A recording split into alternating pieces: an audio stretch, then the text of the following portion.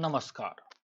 Cap financial services के YouTube channel में मैं सी राकेश फिर से हार्दिक अभिनंदन एवं स्वागत करता हूं। चलिए एक सीरीज स्टार्ट कर रहे हैं हम लोग आज, जिस पे 8 से 10 लेक्चर आएंगे पार्ट पार्ट में।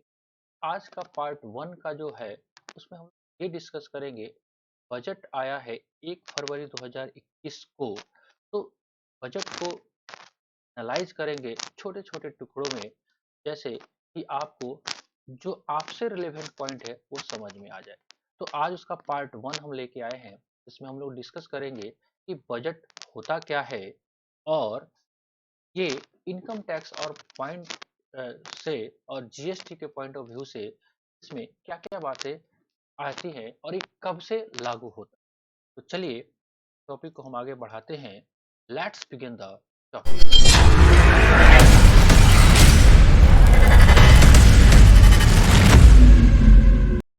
जी हाँ, आपने थंबनेल देखा, बजट 2021 पार्ट 1।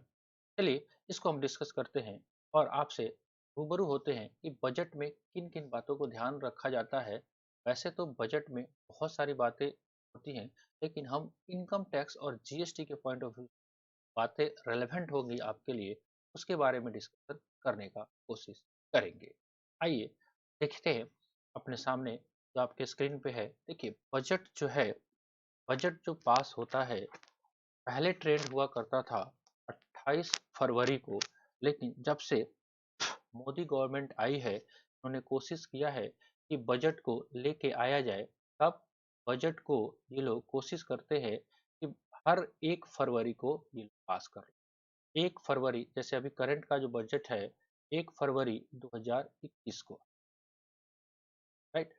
अब बजट जो आया इसमें इनकम टैक्स और जीएसटी से रिलेशन में बहुत सारे टॉपिक को छेड़ा गया, मतलब अमेंड किया।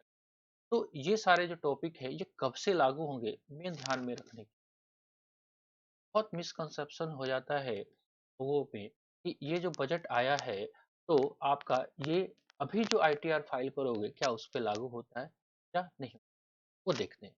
चलिए हम आपके सामने एक छोटा सा टॉपिक डिस्कस करने का कोशिश कि ये बजट जो आया 1 फरवरी 2021 को, ये जो बजट आया ये फाइनेंस बिल के साथ आया। वो बोलते हैं हम लोग फाइनेंस बिल टू 2020। और ये फाइनेंस बिल जब आपको एक्सेप्ट हो जाएगा तो ये बन जाएगा आपका फाइनेंस 2021, राइट। अब ये फाइनेंस एक्ट जैसे ही बनेगा ये इफेक्टिव करेगा इनकम टैक्स और साथ साथ जितने टैक्सेशन लॉ है टैक्स को भी चेंज करेगा, और साथ ही साथ आपको जीएसटी को भी चेंज। लेकिन ये चेंजेस जो होंगे कब से लागू होंगे उसके ऊपर ध्यान दें। सपोज दैट आपका ईयर है, तो अभी आपका ईयर जो स्टार्ट होगा वो होगा, देखिए आप 1 अप्रैल 2021 से लेकर 31 3 सॉरी 1 अप्रैल 2020 से लेकर, नहीं सॉरी 1 अप्रैल 2021 से ही चल रहा है अभी 2022 तक जितने भी काम करोगे आप उसके लिए आपका ये वाला प्रोविजन। अभी सपोज दैट आज हम लोग 4 फरवरी में हैं, 4 फरवरी 2021 को हम ये वीडियो कर रहे हैं। तो अभी जो आपका करंट फाइनेंशियल ईयर जो चल रहा है, करंट फाइनेंशियल ईयर आपका चल रहा है, वो चल रहा है फाइनेंशियल ईयर 2020। और ये जो चल रहा है आपका फाइनेंशियल ईयर 2020-21, ये कब से स्टार्ट हुआ है, 1/4/2020 से 31/3/2021। क्या ये बजट जो आया क्या इसको हिट करेगा? सवाल का जवाब है इसको हिट करने के लिए जो बजट आया था, वो बजट कौन सा बजट जो कि 2020 में आया था वो इस पे लागू होगा।